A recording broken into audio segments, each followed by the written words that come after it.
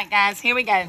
I got some folks here, and we're doing some tutoring, so we're going to try to do this in a way that's going to be beneficial to all of us and keep me from having to make this video more than once or do this more than once a day today again. But we're going to do this backwards. We're going to start at the back. So we're going to flip back over to number 10. It's kind of going to do it like from the hardest to the easiest, I think. But these seem to be the ones that everybody had the most questions about today. Remember that I did tell you that the Formative 1 and 2 study guide review, there's not a review video. The Summative A review video, the study guide for Summative A, has some problems like this on it. If you needed some more problems and some more practice with this. This is the only problem like this on the test. The test looks exactly like this study guide. It looks, except it's multiple choice, most of it. Okay? The extended response questions on the test are this and this. Okay? The teacher graded ones. So, starting with number 10. It says that we've got to find the area of figure A and the perimeter of B and C. We first have to understand and know what area is. An area is going to be your length times width. Perimeter is going to be the distance around. Okay? Perimeter's the easiest. Perimeter's the easiest. I did this with some people in class today, so I'm going to use my board for just a minute, and I'm going to draw it on here because what some people were struggling with is some people's section theirs off. When you look at this figure, you know it's going to have to be sectioned off into two rectangles. And where you're doing your sectioning, if I don't section mine the way Trinity sections hers, then she thinks that she's done something wrong, and that's not the case. So the most important thing you're going to do on these, the most important thing is first and foremost, label every single side. You want to get every single side labeled. So I'm going to draw me one right here and kind of do...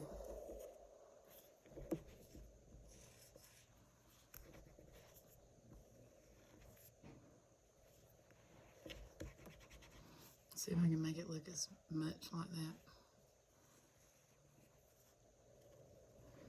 Okay, so it's already labeled for us with 5x minus 3 at the top, a 6 here, and a 2 here.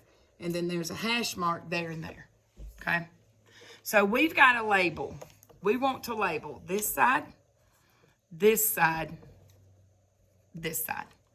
We want those three sides. We want this side, and this side to be labeled. Okay? And we've got to do that, we've got to know, we got to look at what we've been given. All right, so first of all, what do those two hash marks mean? It's the same thing. It means that this side right here, if I hand you a marker, put the lid on it. All right, it means that this side right here and this side right here are the same. They're the same length. Okay? We still don't know what they are yet, but they're the same length.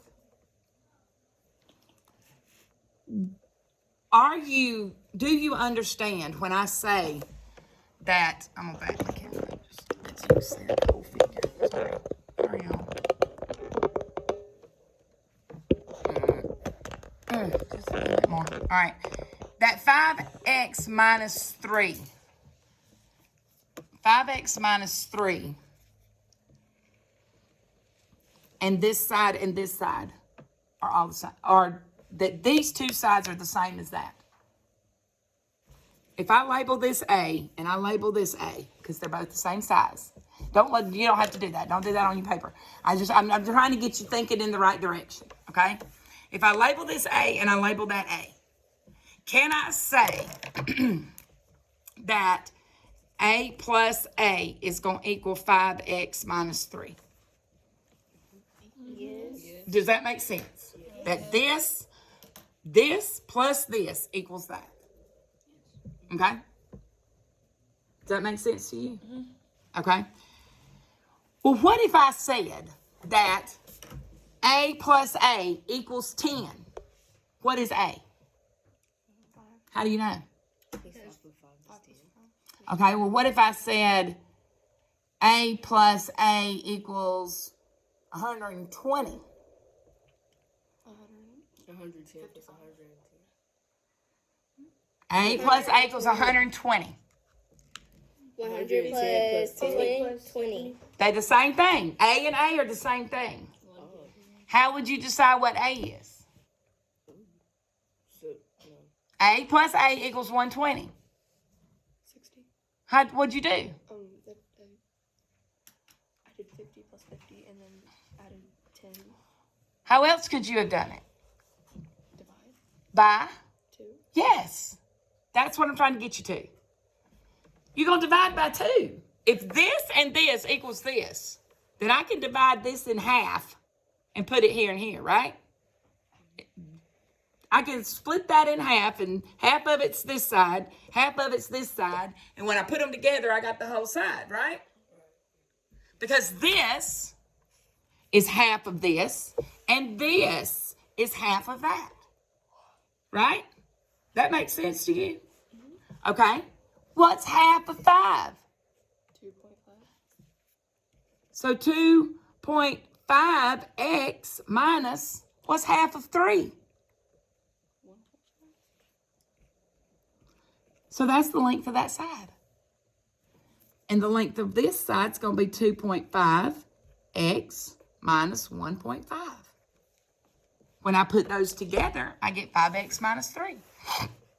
Right? Okay, so those two sides are labeled.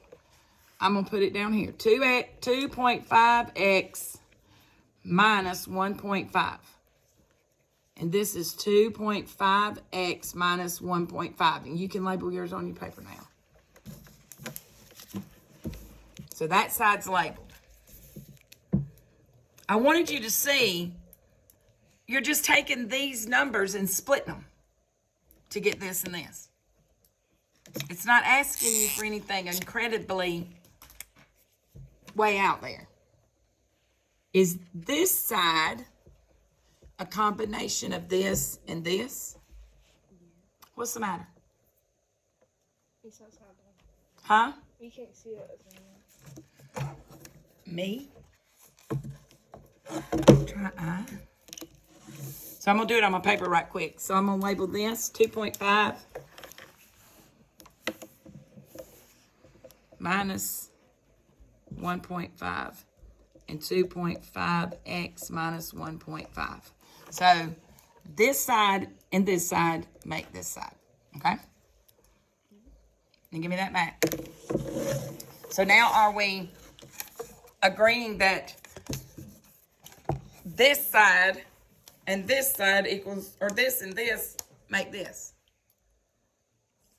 Huh? Yes. Does that make sense? So if that's the case, if you're telling me that this and this together are the same as this, what's the length of this side?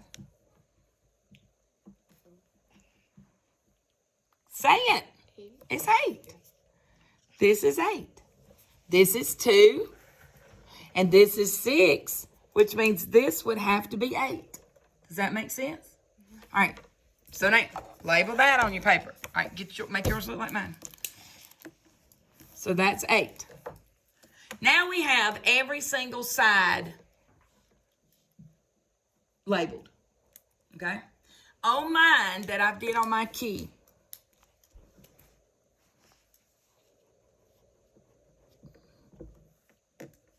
I drew my line right there. I sectioned mine off right here. So I'm going to come back over here. On my key, I sectioned mine off right here. You got to write this stuff down on your paper. You don't have a pencil. What you gonna write with? I got this. I got this. Gotta use pencil. So she's telling you gotta use pencil. All right. So I sectioned mine off right there. We're going to do it sectioned off in both places because some people didn't section theirs. I sectioned mine off right there. So that means that I got to find the area of this first, this purple one. Okay? I got to do the area of that purple one first. So I need a length and a width. I need a length and a width. Hmm? So if we did that, will 5x minus 3 will it still be there at the top? Well, it will, but that whole thing's 5x minus 3. The whole thing's 5x minus 3, and I'm stopping right here because I'm doing just that purple. You see? Huh? Mine is only going from here to here to here to here. So we'll just say brown. Okay, so that 5x, I can't use the 5x minus 3 because that's the whole side. But what can I use? 2.5x minus 1.5. So we're doing this right here. So you said that the length was 8. What's the width? 2.5x. 2.5x minus 1.5. So I'm using this side and this side.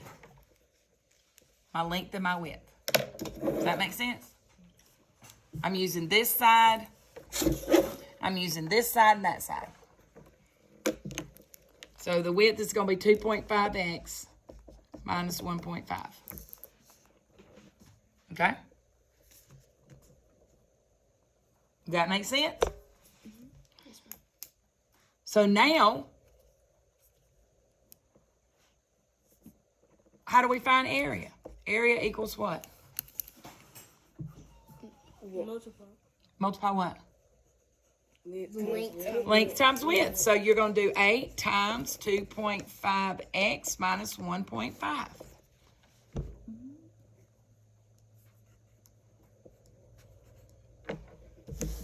Didn't I bring my key over here? Do we use a calculator? Uh-huh.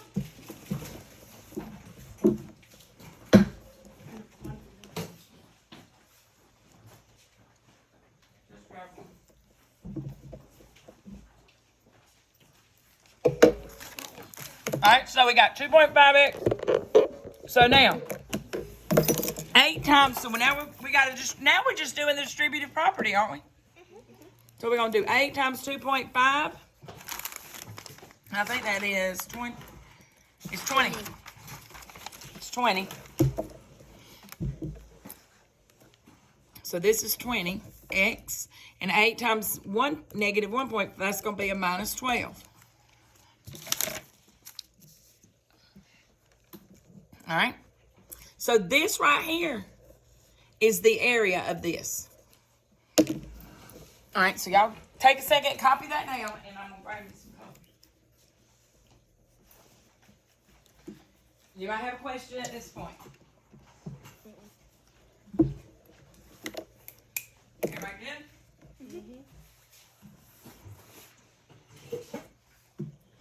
Okay.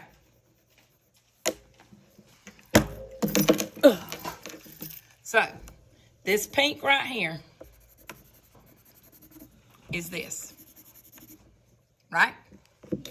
So now we got to find this, which we will do yellow.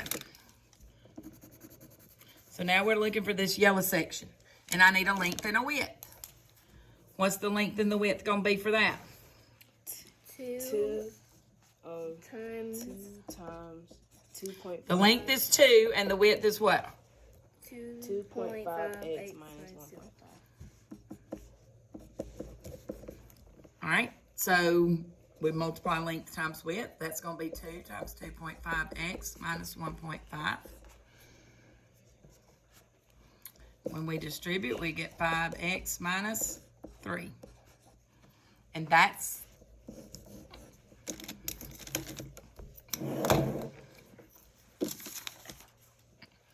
what I'm writing. I'm on the 5x minus 3. That's what I'm writing, if you can't see it upside down.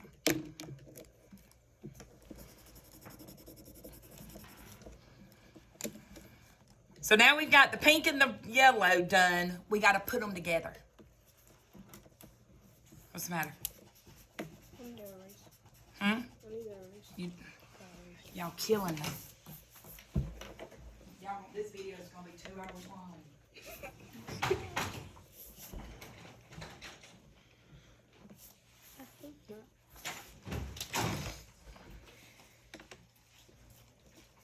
All right, so we got to put them together. So we're going to take our, where did that come from?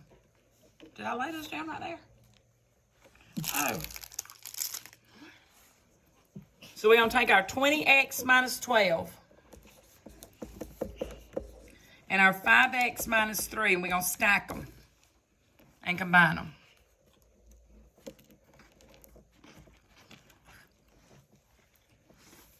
So 20x and 5x is 25x. I'm sorry, y'all, if I'm crunching in your ear, but I'm hungry. And minus 12 and minus 3 is minus 15. So what we now have is 25x minus this. 25x minus 15 is the total area of that figure.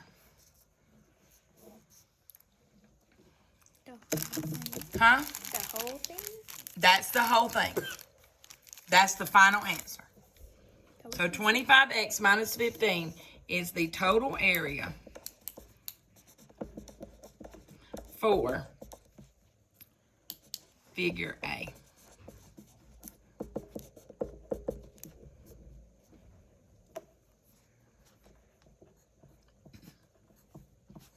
It's not hard, it just has a lot of steps.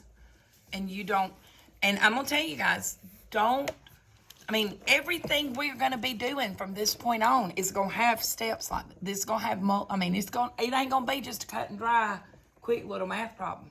It's going to have steps that are layered on top of layers. Layers on top of layers on top of layers, okay? And if you don't get the first layer, it's going to mess you up for later. Now, if you had divided this and drawn your line right there, you would have still done your length and your width for each shape, for each one. But when you put them together at the end, you would have still gotten 25x minus 15.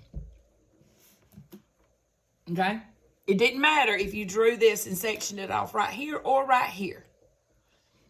The numbers that you're going to have here and here would be different, but the end result's going to be the same. It's just like if Trini leaves her house going to Walmart and Olivia leaves her house going to Walmart, they're not going to take the same route to Walmart, but they're going to both get there.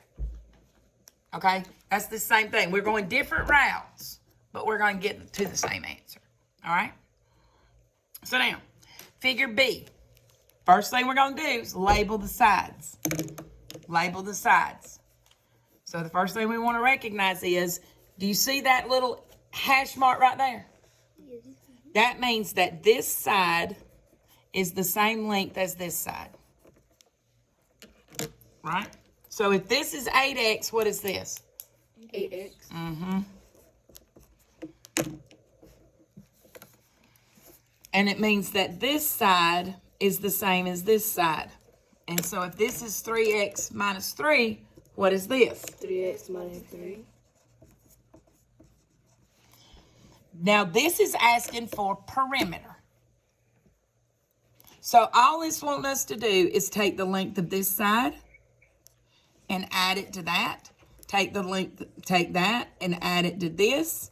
Take this and add it to this, and take this and add it to this. It just wants you to add all of them up.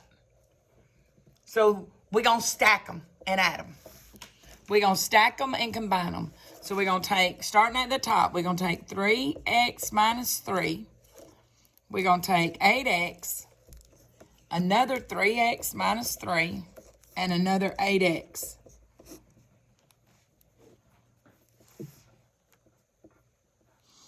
And this 3, 8, you're going to put this in your calculators. 3 plus 8 plus 3 plus 8 is going to give you 22x.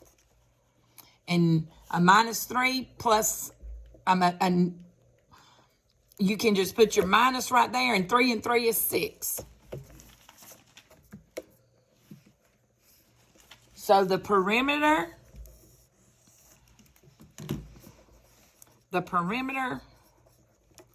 of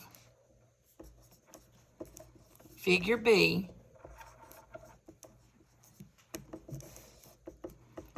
is 22x minus 6.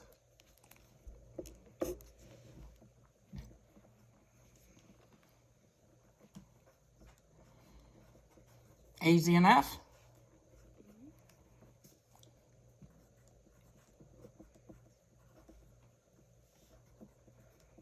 What is it? She was doing on number C. Oh, sorry. I thought. No, she didn't. All right, now, are we ready to move on to C?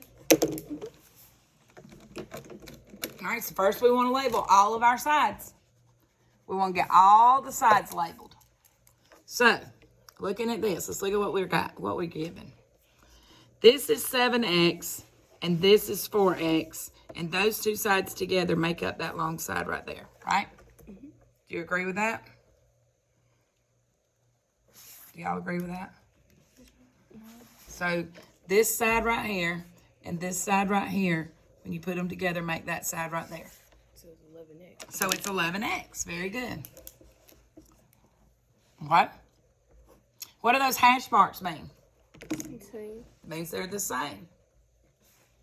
So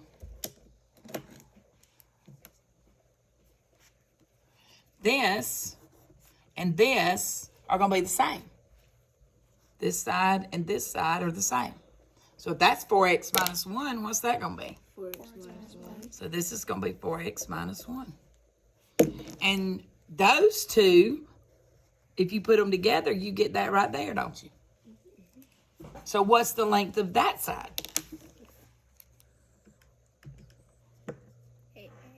8x. Wait, yeah, 8x minus 2. Yep, 8x minus 2. Look at there. This one again is asking you for perimeter. So we're going to start at the top and we're going to come to here. We're going to add that. And we're going to add that. And then we're going to add this. And we're going to add this. We're going to add this. And we're going to add this. And when we do all of that, we're going to stack them. So we're going to do 4x minus 1, 11x, 8x minus 2, 4x, 4x minus 1 again, and 7x.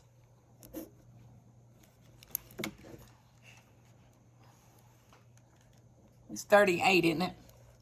Mm-hmm. When you add all that up in your calculator, you're going to get 38x minus 4. 38x, sorry.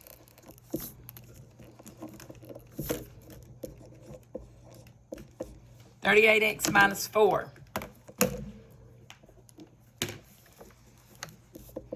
is the perimeter of figure C.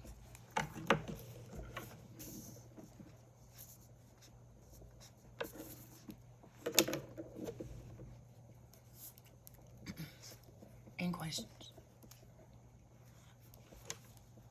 Sorry, guys. Those of you on video, just be patient. Bear with me. All right? We good? So if you see, when you see this again tomorrow, you're going to feel better about doing it. What are you going to do first? Huh?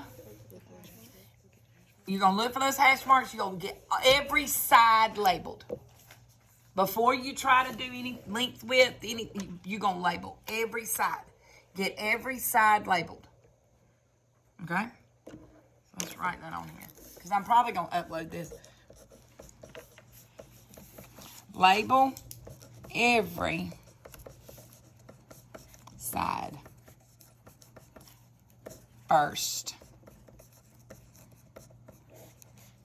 Label every side first.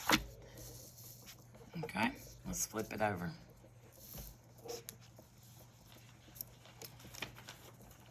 All right, so this is telling us that the Thomas Jefferson Civic Center rents rooms for an hourly rate plus a setup fee. You can get the gym for $15 per hour and then a setup fee of $50, or you can get the conference room for $10 an hour and $150 setup fee. Well, the first thing we got to determine is which of those is our constant term and which of those is our variable term. And looking at this, which one of those, of the all right, looking at the gym, the $15 and the $60, which one of those numbers is set? Not going to change. It is set in stone. It's going to be the same for every person that walks in the door. Of the 15 and the 60. Oh, 60. Which one is set? 60. The 60, the fee. If you have a fee is going to be a set amount. And if it is set in stone, it is constant, right? So that means the setup fee is your constant term, making the rental rate your variable term. Another thing about this that is a dead giveaway that you have a variable is the word per. Per hour. You have an unknown. Okay? You have an unknown. I know it's going to cost me $15 per hour, but I don't know how many hours I'm going to need it. So I can't give a set amount of how much that's going to cost because I don't know how many hours I'm going to rent it for. Okay? So that has an unknown being a variable. So our variable term here is 15x. Our constant term is 60. What's the variable term going to be for the conference room? 10x. And then the constant term is 150. All right, so ULMS Carriage Club's got $250 to spend for an appreciation banquet for the school administration. So now I got $250 to spend. I got to decide if I'm going to use the gym or the conference room.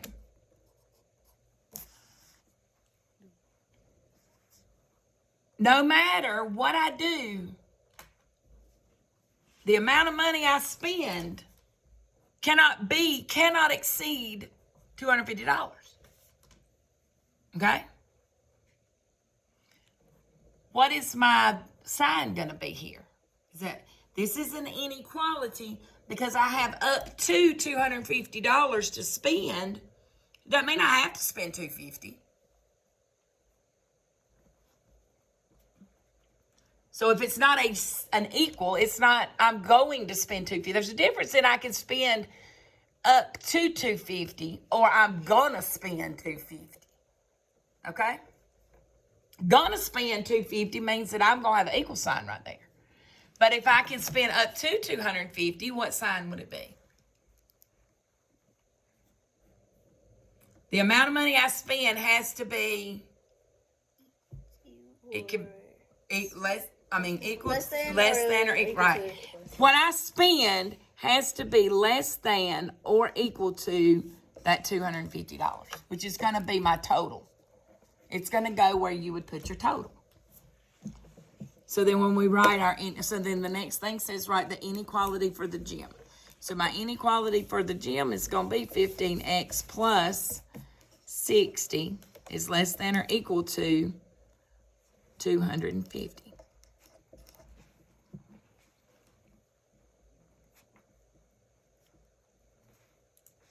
Okay. And then the inequality for the conference room, 10x is less than or equal to, 10x plus 150 is less than or equal to 250.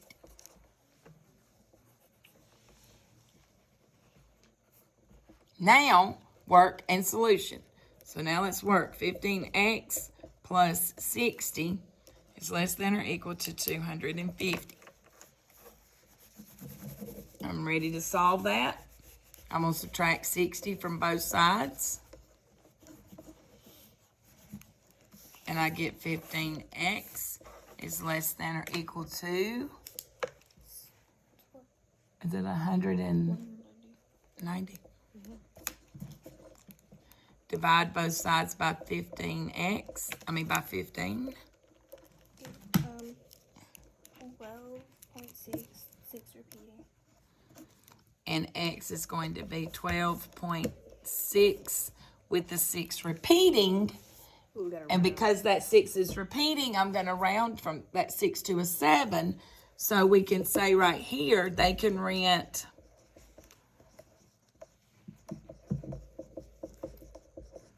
the gym for 12.7 hours. 12.7 hours. Okay. I accidentally wrote my work down there. It's still in the box. It's fine wherever you put it. It's fine. All right, and then 10x plus 150 is less than or equal to 250. We subtract 150 from both sides. And 10x is less than or equal to 100. Divide both sides by 10. And x is going to be less than or equal to 10. I think I got an equal sign over there somewhere, don't I?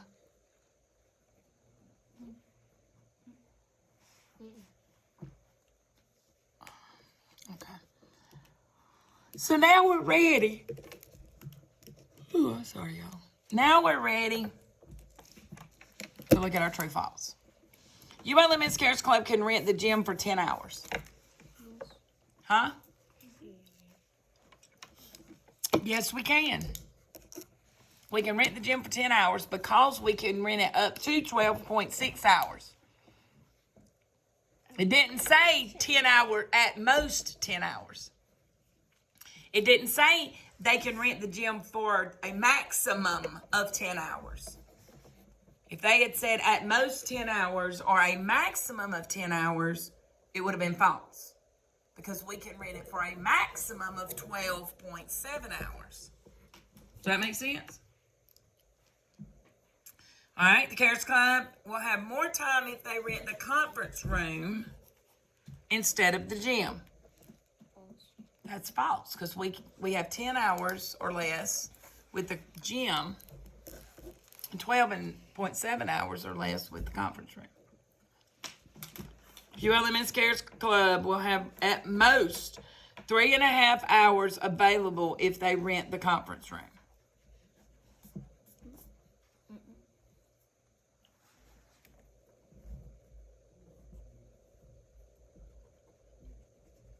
That's false. If we rent the conference room, we'll have 10 hours at most. We could do 3.5 hours, but the words there that say at most, that means the most we can rent it for is 3.5 hours. That's not true. The most we could rent it for is 10 hours. We can do 3.5. Okay? But the most we could rent it for is 10 hours. And that means, and what that's saying is the most we can rent it for and stay within our budget.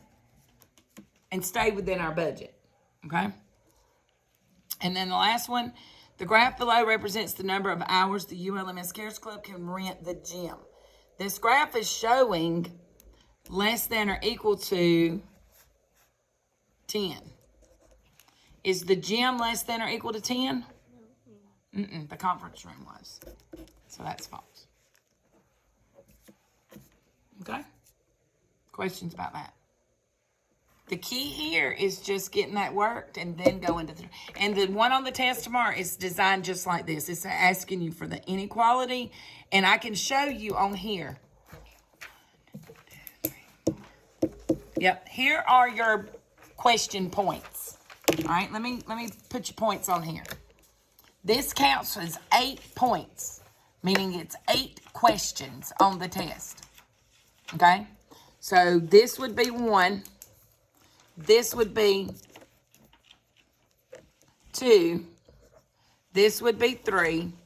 This would be 4. This is 5, 6, 7, and 8. So if you miss any one of these, you have missed a whole entire question. It's not just 1 point. It's a whole question.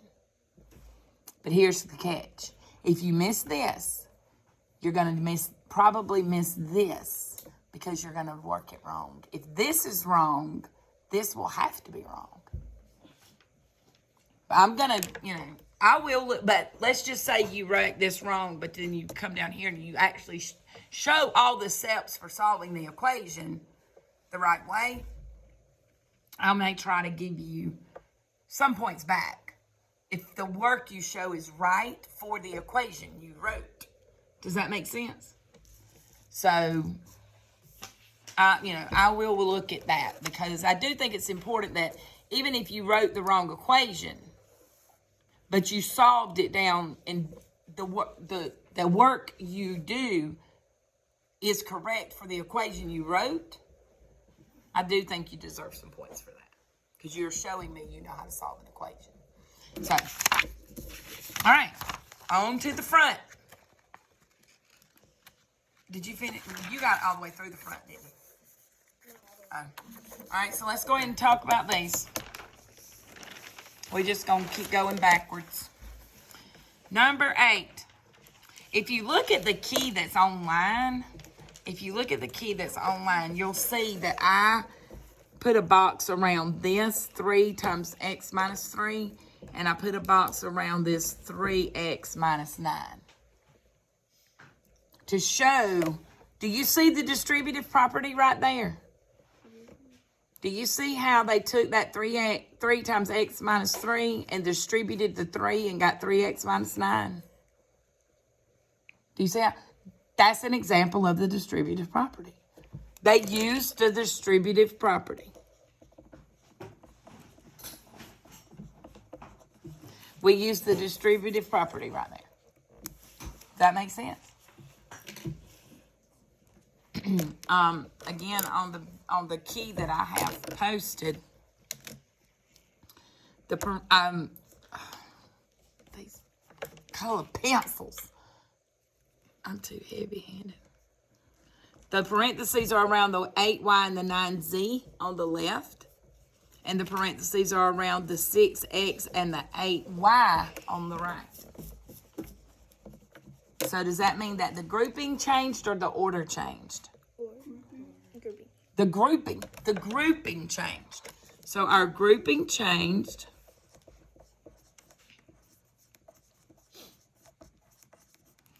Which is associative property. And it's the associative of addition.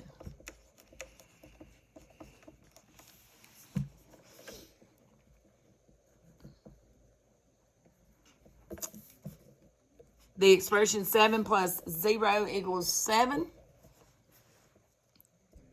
Think of it as though that 7, that 0 is one of those big oval mirrors. Those oval-shaped mirrors that you could look in. The 7's looking in a mirror, and he sees himself.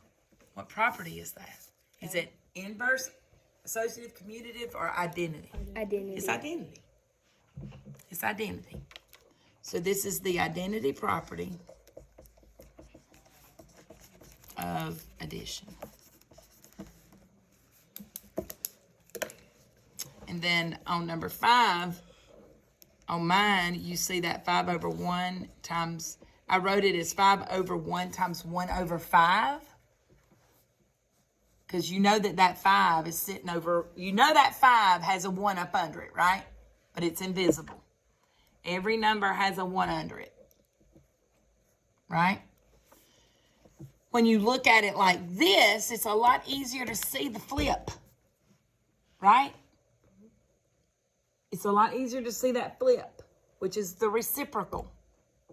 And when you do reciprocals or you have that flip, you're looking at the inverse property. The inverse. So this is inverse of multiplication. Go back to your properties stuff. There are some properties things in Google Classroom that you can refresh yourself on if you need to. All right. A painter charges, or now we're going to jump up to number 1. And you can, that's where you were yesterday. We're going to jump up to number 1. If your parents are here and you need to go on and be at 4:30, or if you can, if you don't want to, if you told them, whatever, you can leave if you need to. I'm going to keep going through and finish doing these. I'm going to sit right here and finish them even if I'm by myself, so that I can post this. So if you needed to go ahead and go because your parents are here, you can watch these last 4 online. But if not, if you want to stay, we're going to do them right quick. So, these are equations. We're going to do the same thing we did on this page right here. We're going to do the same thing we did right here. The only difference, we're going to have an equal sign instead of a inequality symbol. Okay? So, Sylvie bought 15 bagels and a container of cream cheese. Each bagel costs the same price. The cream cheese costs $3.95. Sylvie spent a total of $12.50. We need a variable term, a constant term, and a total. What are you thinking? 15 is the constant term. You think? No. In 3.9. 50.95. 12.50 is the total. Okay, 12.50 is the total. I'll give you that. All right, so where's my constant? What amount there is not going to change? 3.5. 3.9. Say it like it's money. $3.95. Thank you. There's a dollar sign in front of it, so let's say it like it's $3.95. We're going to spend $3.95 on that cream cheese no matter what. Right? So that's our constant term. The variable term is the bagels, because we buy the bagels. It tells us all the bagels cost the same amount, but it don't tell us how much they cost. We have an unknown. When you have an unknown, when there's something missing, that's your variable term. When you have that unknown, that's your variable term. So your 15 bagels is your variable term. So our algebraic expression is going to be 15x plus $3.95. And that's going to be equal to $12.50. Now I'm going to come right over here because it says what was the cost of each bagel. So now we're going to have to solve it. So I'm going to come right over here and do that. 15x plus $3.95 is equal to $12.50. I'm going to subtract $3.95 from both sides. And I get 15x is equal to, what is that equal to? $8.55. And then divide both sides by 15. And x is equal to what? 0.57. So the cost of each bagel was 57 cents. Easy enough. Look at the next one. It was 52 degrees at 6 a.m. and it rose 7 degrees per hour for several hours. Circle the word per. What does that tell us? That it's There you go. So what's our variable term? 7. There you go. It was 52 degrees. 52 degrees. If it was 52 degrees, it was 52 degrees. It was 52 degrees. Is that never going to change? No. It might. Now, it's going to go up or go down or whatever, but if I say it's 52 degrees, it's 52 degrees. I said it's constant, right? So our constant term is 52. Our total is that 53 because we got 52. We're going to go up so much per hour, and we're going to end up at 53. Okay? So 7x. We always write it with the variable term first. 7x plus 52 equals 53. Now this problem, because you end up with a weird number at the end, you think, oh, I must have done it wrong. No, do the steps. Don't question yourself. So there's my expression, my equation. I'm going to come over here and rewrite it to solve it, just so that I can show that's the equation. So I'm going to subtract 52 from both sides, and I get 7x equals 1. Now I divide both sides by 7, and x equals, don't do the division. Don't do the division. We're going to leave it a fraction. It's asking you how many hours. How many hours? So leave that as a fraction because it's much easier to interpret.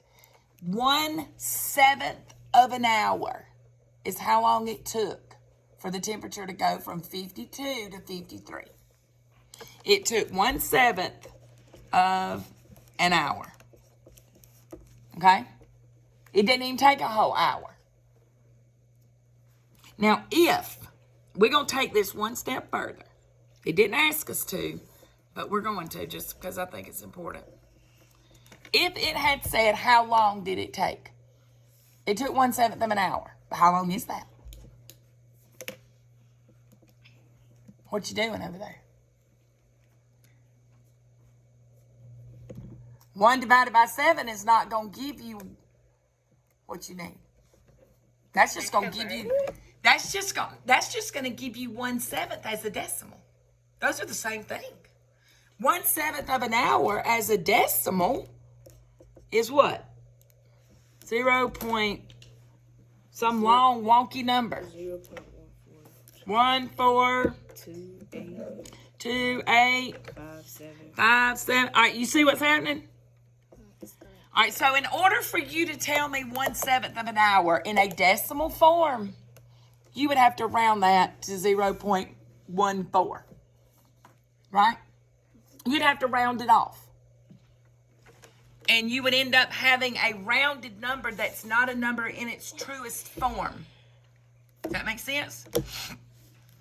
You're going to have a number that's not in its truest form, meaning you would end up rounding it to 14. You would end up rounding it to 14/100ths of an hour. That's what that is, 14/100ths of an hour. Well, that's not exactly 1/7 because we rounded it. Does that make sense? If you round it, you're taking away all those 0.142857 whatever is not the same thing as 0.1400000000, which is what we just did when we rounded it. Those are not the same number. It's an estimate. This is an exact. It is 1/7 of an hour. Okay? It's about this, but it is this. So we're going to leave it 1/7 of an hour because that is the exact. So how do we find out what 1/7 of an hour is? Well, think a minute. Now we're going to use some math common sense for a minute. What is 1/2 of an hour? How long is an hour in minutes? 60. Because we know if it's 1/7 of an hour, it's going to have to be some minutes, right? It's going to be some minutes. So half of an hour is 30 minutes, right? I'm going to flip this over. I'm going to write, you don't have to write this down, but I'm going to just, 1/2 of an hour is 30 minutes, okay? Let's do some easy ones. What's 1/4 of an hour?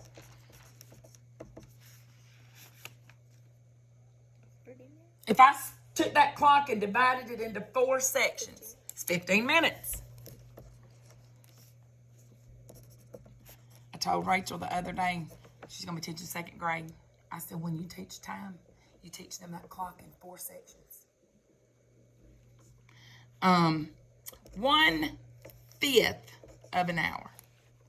You got 60 minutes. 25. 1/5 of an hour. Do 1/5 times 60 and see what you get. Well, I can tell you what you're going to get. You're going to get 12. You're going to get 12 minutes. 1/6 of an hour. There's 60 minutes in an hour. What's 1/6 of that? Do 1/6 times 60. You're going to get 10 minutes. So 1/7 of an hour. Do 1/7 times 60. It's going to be 8 point something, 6 something, 5 something. 8 times 60 over 7. Do 1/7 times 6. 15 over 2. Do 1/7 times 60. Oh. I get 60 over 7. Oh wait, we gotta do that thing. 8.5714. 8.57 something.